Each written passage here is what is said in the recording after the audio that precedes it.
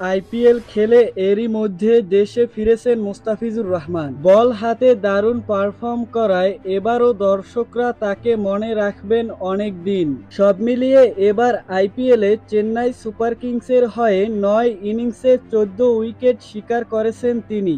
তাতে জাসপ্রীত বুমরাহ, হার্ষেল প্যাটেলের সঙ্গে যৌথভাবে এখনও পর্যন্ত সর্বোচ্চ উইকেট শিকারীর তালিকায় আছেন। তার শেষটাও মন্দ হয়নি। দেশে ফেরার আগে পাঞ্জাবের বিপক্ষে ৪ ওভারের স্পেলে কোনো উইকেট না পেলেও এক মেডেনের সঙ্গে মাত্র ২২ রান খরচ করেন তিনি। এদিকে জিম্বাবুয়ের বিপক্ষে ৫ ম্যাচের টি-২০ সিরিজের শেষ দুটিতে খেলবেন মুস্তাফিজ।